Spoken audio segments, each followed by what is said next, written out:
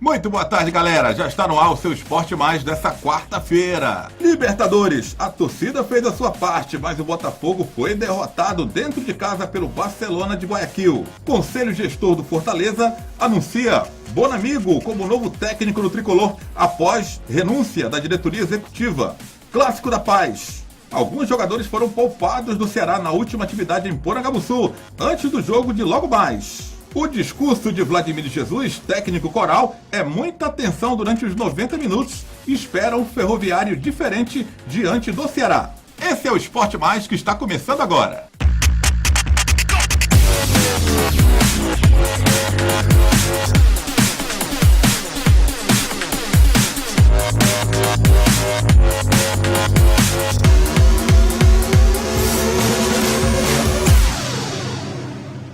Novidades no Fortaleza. Após a renúncia da diretoria executiva, o presidente do Conselho Deliberativo, Marcelo Desidério, assume de forma interina o clube e anuncia outras mudanças na equipe. As mudanças já começaram no Fortaleza. A carta renúncia da diretoria executiva do Tricolor, que era composta pelo presidente Jorge Mota e pelos vícios Enio Mourão e Evangelista Torquato, foi lida pelo presidente do Conselho Deliberativo, Marcelo Desidério. Ele assumirá interinamente a presidência executiva do Tricolor, até que novas eleições sejam realizadas. Uma vez que a presidência passa automaticamente para a presidência do Conselho Deliberativo, eu vou nomear, no caso, um conselho gestor. Tá? Esse conselho gestor, cujos nomes eu vou submeter ao Conselho Deliberativo do Fortaleza. Em uma reunião que nós vamos fazer ainda, eu vou combinar com o Demetrio ainda essa semana, nós vamos convocar o Conselho Deliberativo para fazer essa reunião. Esse Conselho Gestor ele terá como integrantes, nesse primeiro momento, pessoas que fazem parte de um grupo onde você vai ter Maurício Guimarães, você vai ter Armando Júnior, você vai ter Marcelo Paes, você vai ter Luiz Eduardo Girão, você vai ter Ribamar Bezerra, enfim, um grupo de apoio que vai trabalhar para o Fortaleza nos próximos 40 dias, até a realização do processo eleitoral. Marcelo Desidério também esclarece como será o processo eleitoral no Tricolor do PC. O processo eleitoral propriamente dito, nós vamos nomear uma comissão eleitoral, como manda o nosso estatuto. Após a nomeação da comissão eleitoral, nós vamos publicar os editais que convocam a eleição para esse prazo. E, na sequência, a comissão eleitoral é quem assume o processo eleitoral propriamente dito, com prazo para inscrição de chapa, com impugnações, enfim, um processo eleitoral propriamente dito. Lembrando que o processo eleitoral ele é feito pelos sócios do Fortaleza, eleição direta da mesma forma, então, por todos os associados do Fortaleza. E as novidades não ficaram por aí. O comando técnico também teve mudança. Marquinhos Santos não é mais o técnico do Fortaleza. E quem assume a sua vaga é Paulo Bonamigo, quem passou pelo Tricolor e foi campeão cearense. Nós gostaríamos de informar, vocês já sabem que o treinador Marquinhos Santos não é mais treinador do Fortaleza, como vocês já devem saber. E nós estamos agora anunciando para vocês, o novo treinador do Fortaleza é Paulo Bonamigo. O nome já está, todas as informações já estão sendo colocadas no site nesse momento. Ele já se apresenta amanhã aqui no Alcides Santos para iniciar os trabalhos. Inicia um novo tempo no Tricolor, e com ele a esperança do retorno de novos triunfos para a equipe e a alegria da torcida. Olha, já estou aqui com meu parceiro Danilo Queiroz para analisar essas mudanças no time do Fortaleza. Começando, Danilo, pela saída do técnico Marquinhos Santos. A gente até falava dessa possibilidade no programa de ontem e acabou se confirmando durante a coletiva de imprensa do Marcelo Desidério, presidente do Conselho Deliberativo. Era a hora da saída mesmo do Marquinhos? A gente até falava que ele tinha que tomar uma decisão. Ele, Fortaleza, né? E aí seus dirigentes, e a gente já sabia ontem que o Marcelo Desidério iria assumir, pelo menos interinamente, a direção do Fortaleza. Ele tinha que tomar a decisão tinha que ser baseada naqueles que provavelmente formarão a nova direção do Fortaleza. Parece que tudo foi baseado dessa forma. E se tinha que sair o Marquinhos, que fosse agora e não em meio à Série C. Então, essa é uma questão positiva, porque a decisão foi tomada, há um encaminhamento de novo treinador e de como será o Fortaleza no restante da temporada. O que me preocupa, Adriano, é a próxima pergunta que eu acho que você vai me fazer, né? Porque É uma sequência, né? Esse novo treinador. Antes do Marquinhos, você viu ano passado, né? Ele não cumpriu a promessa de levar o time de volta à Série B porque recebeu uma proposta do Figueirense e acabou saindo. Retornou ao Fortaleza esse ano e prometeu: agora eu vou cumprir minha promessa até o final. Vou levar o Fortaleza até a Série B. Só que dessa vez sai do clube mais uma vez, mas dessa vez demitido. Só que não há nada que se possa dizer o seguinte: é uma certeza. Pronto, o Marquinhos sendo técnico do Fortaleza, o Fortaleza vai subir para a Série B. Isso não quer dizer nada. Pode ser com um Bonamigo, o acesso do Fortaleza. Pode ser com outro treinador. Dessa vez ele iniciou, né? A trajetória da Série C, dessa vez ele iniciou. Exato. É porque ano passado a trajetória foi tão bem feita, como o Fortaleza fez em outras épocas, né? De conseguir terminar bem, terminar na primeira colocação. Um time invejável dentro do grupo dele. Um time que era o time a ser batido quando chegou na fase de mata-mata. Mas isso já tinha acontecido em outros momentos e não há nenhuma garantia. Nem que com o Marquinhos o Fortaleza iria subir o ano passado e nem que esse ano ele iria fazer o mesmo tipo de campanha, nem que ele iria classificar para o mata-mata, nem que conseguiria o acesso. Óbvio que cada um faz seu conceito. O meu conceito em relação ao Marquinhos é que ele realmente é um bom treinador, mas ele tem uma característica de time que ele gosta de trabalhar. E já demonstrou que não é muito de mudar essa característica, Adriano. Eu digo isso porque quando ele chegou aqui, pegou uma característica de time mais pesado, mais defensivo, mais forte na marcação, pegou todos esses atletas e tirou da equipe, tentando fazer o time leve que ele tinha no passado. Só que como ele não tinha peças para isso, o Fortaleza naufragou nas semifinais diante da equipe do Ferroviário. Isso demonstra que, para que o Marquinhos tivesse sucesso na Série C, muita coisa no elenco teria que mudar. Olha, ontem eu estava lendo uma notícia e lia Marcelo Desidério, presidente do Fortaleza, e Bonamigo, o técnico tricolor. Pensei que estava no ano de 2007, há 10 anos atrás. Bonamigo de volta ao Fortaleza. Depois de uma passagem em 2007, ele está fora do futebol brasileiro há muito tempo. Fortaleza parece que é a porta de entrada do Bonamigo de volta ao futebol brasileiro. E se a gente voltasse para 2007 na internet, né, que hoje é a chave das informações, com certeza, Adriano, você iria encontrar notícias como essa, porque naquela época o Desidério era o presidente e foi uma época que o Bonamigo veio para ser treinador. O que a gente pode analisar? Primeiro, quem foi o Bonamigo enquanto treinador no futebol brasileiro e no Fortaleza. Foi muito bem, foi uma ótima passagem aqui e talvez essa saudade fez com que o Bonamigo retornasse. Foi campeão cearense. Lá do 2007 aqui para o 2017. Só que o que temos que ver, e ontem nós já começamos a conversar sobre isso, é que Paulo Bonamigo passou todo esse período, logo depois do Fortaleza, ele passou um período gigante fora do país.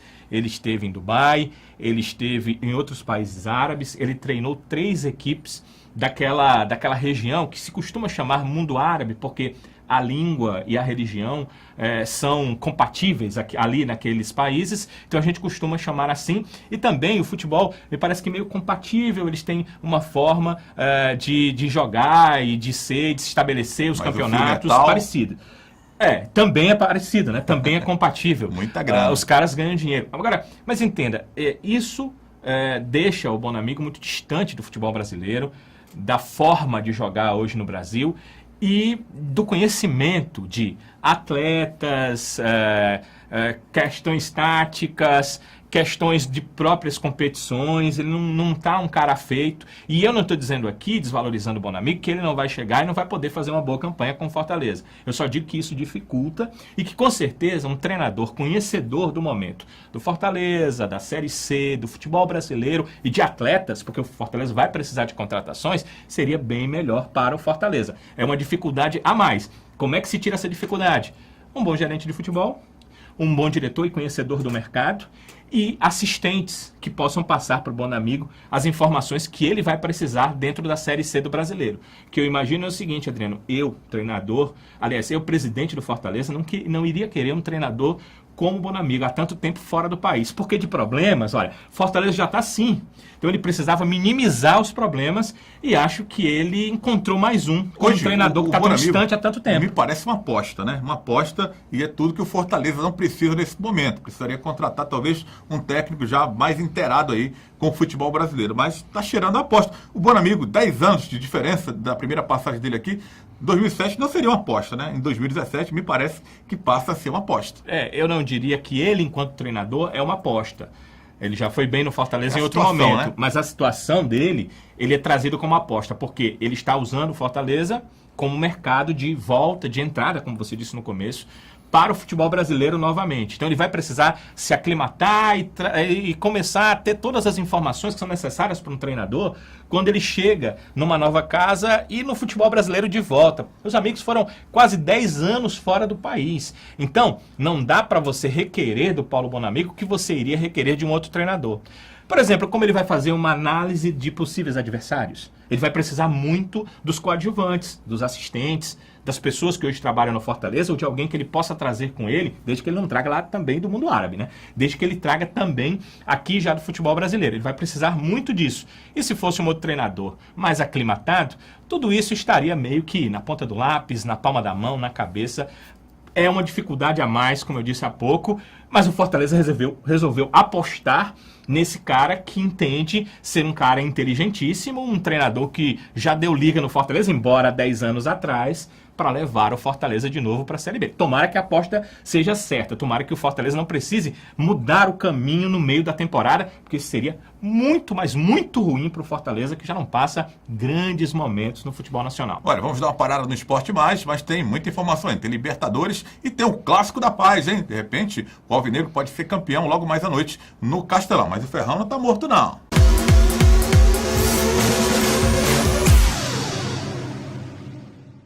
Chute de craques, dando asas para voar, transformando sonhos em realidade. O workshop objetiva revelar atletas que buscam a oportunidade de mostrar seu talento. São 15 dias de palestras, qualificação e treinamentos. Produziremos seu material que será mostrado a clubes profissionais de países como China, Peru, Equador, Coreia, Vietnã, entre outros. Com grande experiência no futebol europeu, um dos palestrantes é Mauro Pacheco. O evento acontece a partir do dia 20 de maio, em um CT, na cidade de Santa Isabel, interior de São Paulo, a 40 minutos da capital. Chute de craque, dando asas para voar, transformando sonhos em realidade.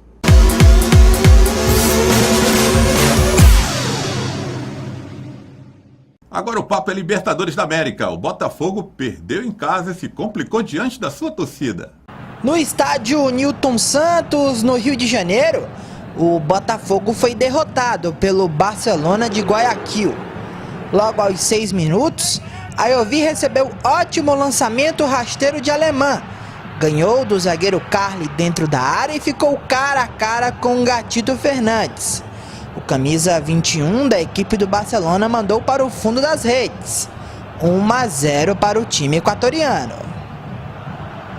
E o Barcelona fechou o placar rapidamente, ainda no primeiro tempo. Aos 23 minutos, Alves ampliou após enorme vacilo da defesa botafoguense. Depois de um bate-rebate, o atacante da equipe equatoriana acreditou na jogada.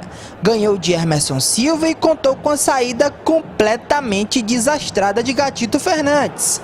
2-0 para a equipe do Barcelona e fim de papo. O Botafogo é o segundo colocado do Grupo 1 da Libertadores e precisa de mais uma vitória para garantir vaga na próxima fase da Liberta.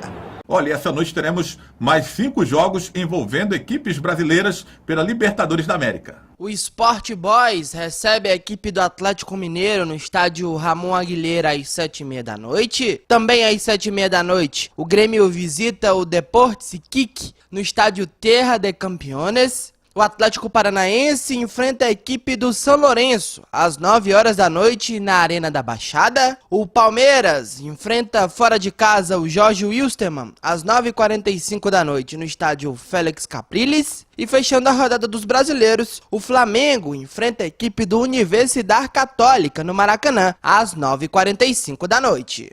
E o Botafogo, hein, Danilo? Decepcionou mais uma vez a sua torcida que compareceu, inclusive o público, 38 mil pagantes, superou o público da decisão do Carioca, entre Flamengo e Fluminense, do primeiro jogo da decisão. Mas o Botafogo não fez a parte dele e acabou se complicando diante do seu torcedor, perdendo do Barcelona de Guayaquil. E se complicou um pouco porque um empate contra o Barcelona praticamente garantia a classificação da equipe do Botafogo. Além disso, o Botafogo continuaria líder do grupo. Perdeu essa liderança, perdeu a condição talvez de brigar por uma liderança mais na frente, porque o Barcelona tem agora uma partida em casa, uma partida fora, pode confirmar a sua liderança no grupo, mas o Botafogo tem que se preocupar em classificar. E para isso tem o jogo do dia 18, onde ele atua com um adversário direto, o Atlético Nacional da Colômbia, e basta um empate. Adriano, se empatar, jogando em casa, ele basicamente estará classificado. Não é possível, Botafogo.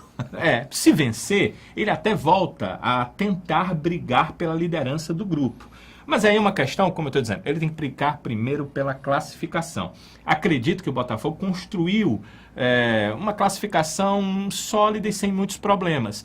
O único percalço foi realmente ter perdido como perdeu, sem jogar uma boa partida contra a equipe do Barcelona de Guayaquil. De qualquer forma, como eu disse, basta um empatezinho no próximo jogo, o Botafogo estará classificado, começará a pensar na outra fase. Por que seria importante ele ser o primeiro colocado?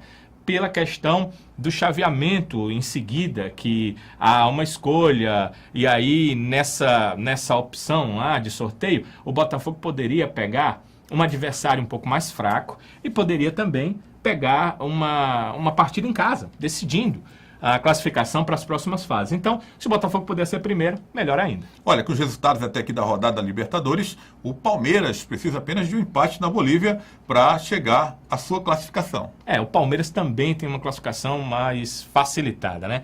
Quando a gente conversava sobre Libertadores nos programas anteriores, a gente dava uma observada, havia a situação de Flamengo e Atlético Paranaense complicada, talvez só classifique um. A situação do Grêmio, ele jogou com um time misto, meio que tentou complicar a sua classificação, mas até empatou fora de casa e facilitou. Mas a do Palmeiras e a do Botafogo, que falamos há pouco, pareciam as mais fáceis. O Botafogo continua com tudo nas mãos. E o Palmeiras, acredito que não passa não, viu, Adriano? Acredito que já nessa rodada vem a classificação do time verde lá de Parque Antártico. Olha, no grupo 4, Danilo, da Libertadores, tem dois brasileiros, o Atlético Paranaense e o Flamengo, que podem se classificar vencendo nessa rodada e jogam em casa. Jogam em casa e tem tudo para vencer. É aquilo que a gente disse que talvez classificasse só um, mas na rodada passada, o que aconteceu foi que o São Lourenço conseguiu chegar aos 4 pontos, deixou a Universidade Católica só com 5, então a situação é a seguinte: se o Atlético Paranaense vence o São Lourenço, ele vai dar um salto e vai chegar a 10 pontos, vai continuar na liderança do grupo. O Flamengo joga exatamente com a Católica. Se vencer, vai a 9. Como a Católica tem 5, ela nem alcança 10 do Atlético Paranaense, nem alcança os 9 do Flamengo, faltando uma rodada só. Então os dois brasileiros estarão classificados. O que tem acontecido até aqui é que os brasileiros não têm confirmado esses seus favoritismos, mas a chance de dar Flamengo e Atlético é muito boa. Os dois jogam em casa, tem mesmo que vencer seus jogos. Olha, hoje ainda no Esporte Mais você vai saber tudo sobre o Clássico da Paz, que pode dar o título ao Ceará. O Ceará precisa de uma vitória simples para levantar a taça logo mais no Castelão. Mas o Ferroviário depende dele ainda para reverter essa situação e ficar com o título, hein? Então jogasse logo mais à noite. Mas um recadinho aqui, nossas redes sociais estão aí para você seguir, curtir e compartilhar. Então dá essa força aí, dá essa moral pra gente. O Esporte Mais volta já.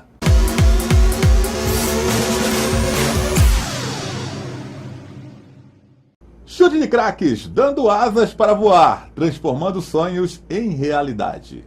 O workshop objetiva revelar atletas que buscam a oportunidade de mostrar seu talento. São 15 dias de palestras, qualificação e treinamentos. Produziremos seu material que será mostrado a clubes profissionais de países como China, Peru, Equador, Coreia, Vietnã, entre outros. Com grande experiência no futebol europeu, um dos palestrantes é Mauro Pacheco. O evento acontece a partir do dia 20 de maio, em um CT, na cidade de Santa Isabel, interior de São Paulo, a 40 minutos da capital. Chute de craque, dando asas para voar, transformando sonhos em realidade.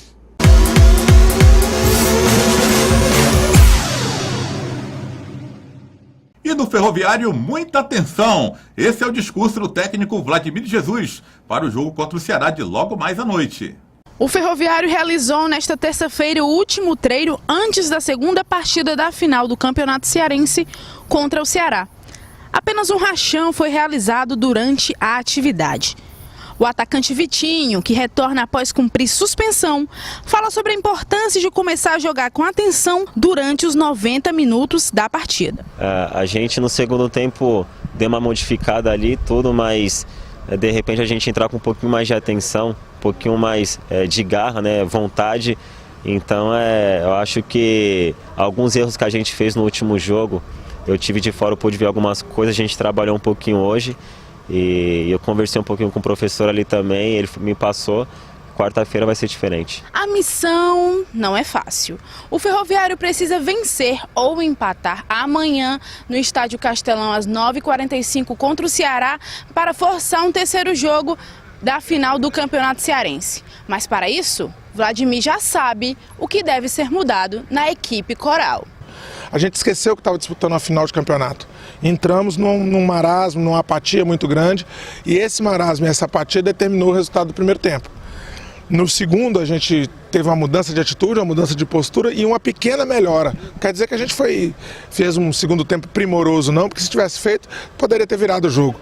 Nós tivemos uma pequena melhora e essa pequena melhora deu um alento para a gente que a gente não está morto. Que ainda há futebol, que a gente ainda pode jogar, que a gente vai ter condição de levar essa disputa até domingo. O tempo de preparação foi curto, mas a tentativa do Ferroviário é de conseguir, em pouco tempo, corrigir os erros e tentar levar a final do campeonato para o próximo domingo. Olha, chegou o dia, Danilo, de mais um jogo entre Ceará e Ferroviário. E o Ferrão está em desvantagem. O Vladimir Jesus, discurso dele, atenção, durante todo o jogo, para que o Ferrão possa vencer o Ceará. Será que o Vladimir vai conseguir fazer um Ferroviário diferente nessa noite? Olha, o que primeiro o Ferroviário precisa é não perder, é levar para o terceiro jogo o confronto. Com certeza, os jogadores vão entrar com essa disponibilidade. O Vladimir é inteligente, já passou por algumas situações complicadas e sabe que um grande adversário, já passou pelo Fortaleza, como a equipe do Ceará, numa oportunidade que tem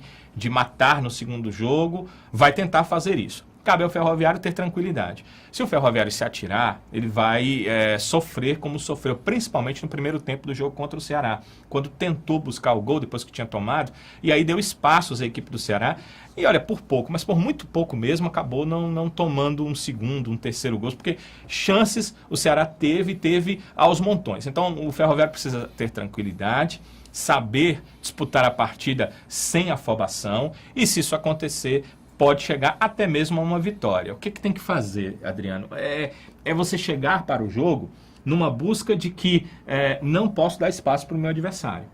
E aí você acaba fazendo com que seu adversário lhe dê espaços, porque à medida que o Ceará vai tentar terminar esse confronto nessa segunda partida, ele vai ter que se abrir, ele vai ter que girar o jogo com seus atletas saindo na disponibilidade de atacar, e você pode ter no contra-ataque alguns espaços. Foi assim que o Ferroviário conseguiu fazer contra o Fortaleza. Claro, a situação era diferente, a vantagem ali era do Ferroviário, mas nessa ânsia do Ceará de terminar já o confronto nessa quarta noite, pode acontecer muito bem do Ferroviário ir lá no contra-ataque. Ele tem o Vitinho de volta, nele tem a velocidade e pode ser que chegue ao gol da equipe alvinegra. Com certeza será um jogo bem legal de se ver. Aquele choque em que o tabuleiro vai estar ali com as peças do xadrez para serem definidas as coisas, acredito que só no finalzinho, porque não é um jogo tão distante, visto pela primeira partida, quando o Ceará venceu apenas por 1-0. Olha, quando se perde, sempre a coisa fica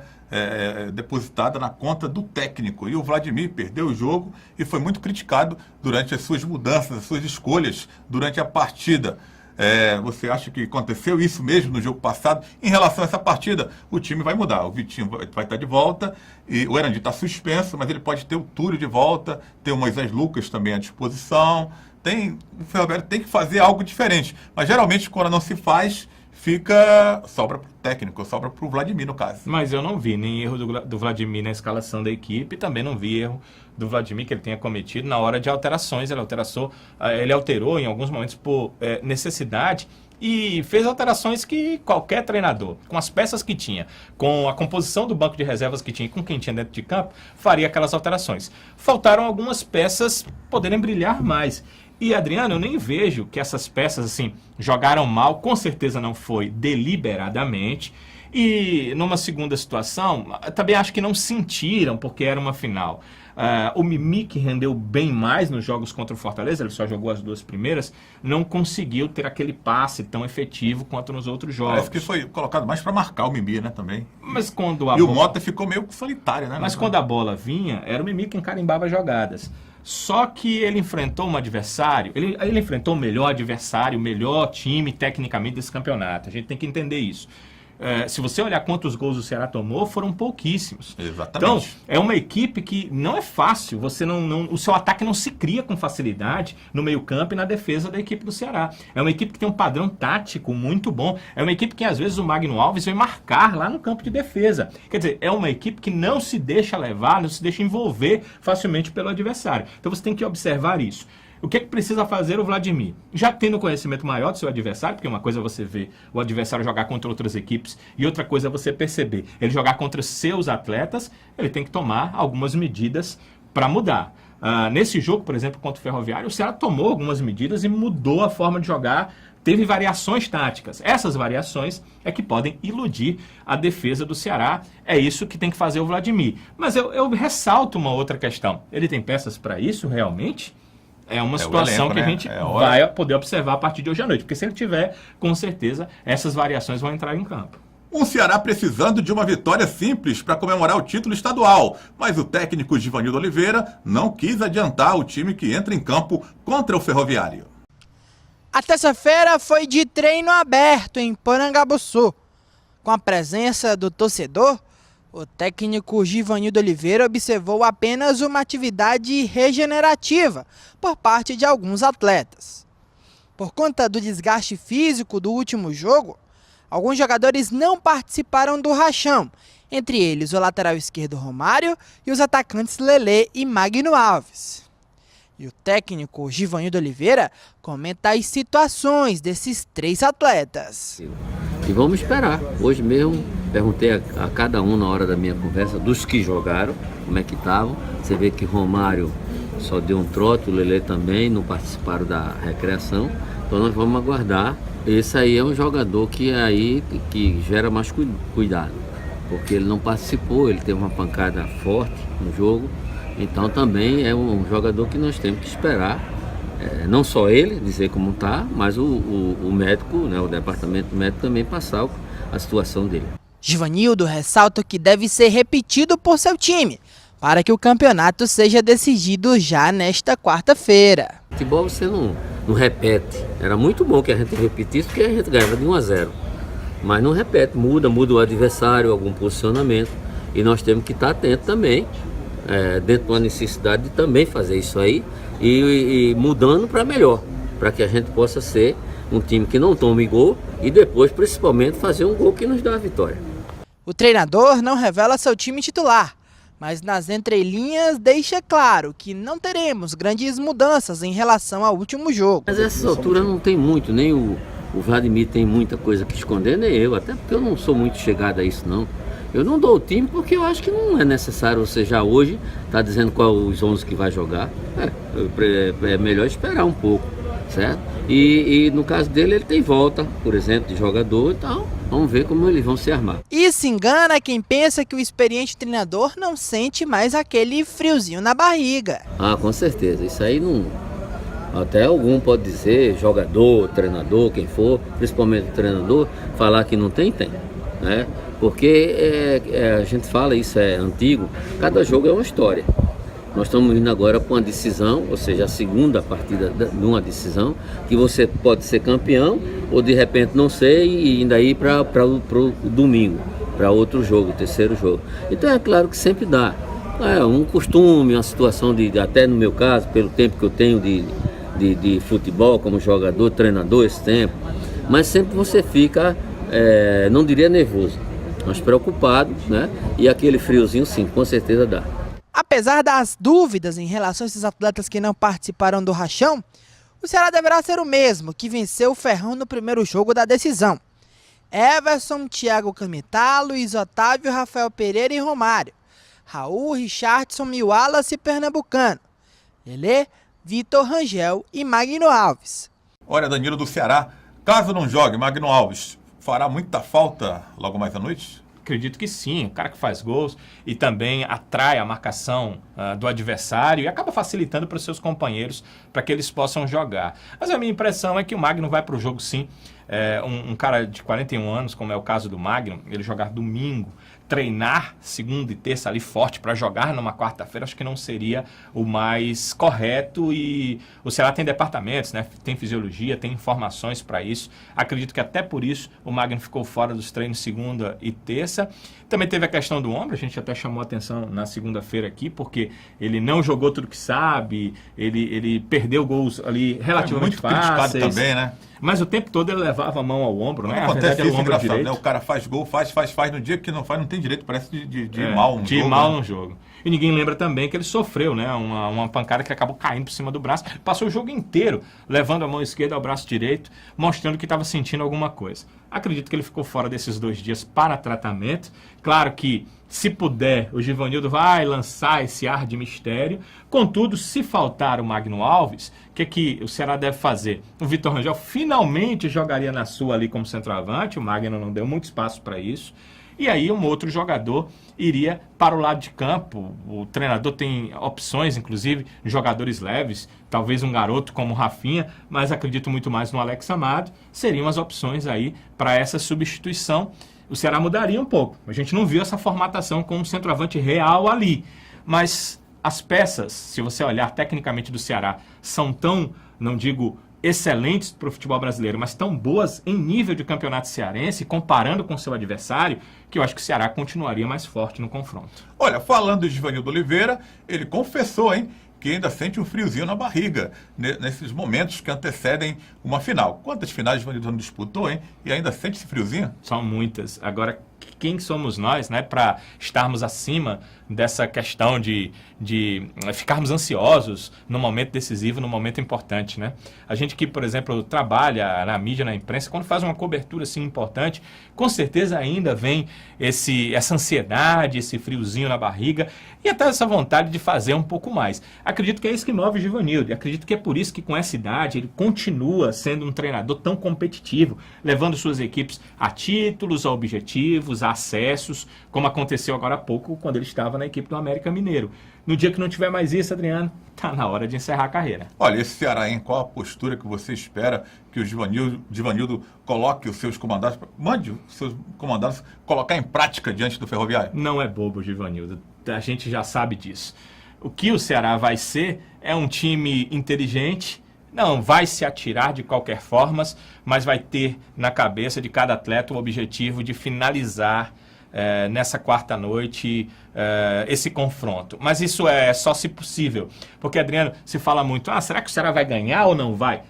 Eu acho que não depende só do Ceará, né? Ele tem um adversário pela frente. A gente comentou há pouco sobre o Ferroviário e com certeza as precauções que o técnico Vladimir Jesus vai tomar. Vem com a faca no dente, né? O Ferroviário para querer ganhar o jogo. E é um time que a gente não pode descartar. O Ferroviário eliminou o Fortaleza, amigos, né? O Ferroviário, ele eliminou o Horizonte, que estava começando a virar uma sensação, né? Dentro do campeonato. Uma recuperação fantástica, né? Do Horizonte. Isso, que era um time brigando contra o rebaixamento. São questões que têm que ser levadas em consideração quando você analisa um confronto. Você não pode analisar só uma equipe. Você tem que analisar as duas equipes, os dois times. Não será fácil, mas com certeza o Ceará quer finalizar o confronto. E tem muitos motivos para isso, sabe, Adriana? Por exemplo, a direção do clube, com o presidente Robinson de Castro, que há muito tempo a torcida lhe coloca a cada derrota a pecha de esse cara nunca ganhou nada. Seria o primeiro título dele nos 2 anos dirigindo a equipe do Ceará e está no Ceará desde o ano passado. O Givanildo já disse para os seus jogadores, vocês têm escolhas. Vocês podem folgar na segunda-feira se tiver jogo domingo, vocês folgam na segunda, na terça, todo mundo apresenta já para a Série B. Ou vocês podem ganhar o título na quarta, quinta tem uma apresentaçãozinha só para revisão médica e vocês vão ter folga até domingo e só apresentam segunda-feira para a Série B. Isso com certeza motiva os atletas. E uma outra questão, e acho que é a mais importante, é o seguinte: se tem a oportunidade, amigo, não deixa passar não. O Ferroviário também é grande nesse futebol e se deixar para a última hora, essa última hora pode virar para o lado coral. Então o Ceará tem muitos motivos para tentar terminar o campeonato hoje. Mas o Ferroviário tem todos os motivos também para adiar essa final para o domingo e, se possível, adiar em pé de igualdade. Então, teremos um jogão de bola. Valeu, Danilo Queiroz. E o Esporte Mais termina aqui. Mas segue aí as nossas redes sociais. O facebook.com/Esporte Mais na TV. Tem o Instagram, @Esporte Mais TV. Temos também o Twitter, hein? @Esporte Mais na TV e o canal no YouTube. Para você conferir todas as nossas matérias, os nossos programas, as novidades. Vai lá, se inscreve. Esporte Mais na TV é o canal no YouTube. Bye, bye. Tchau.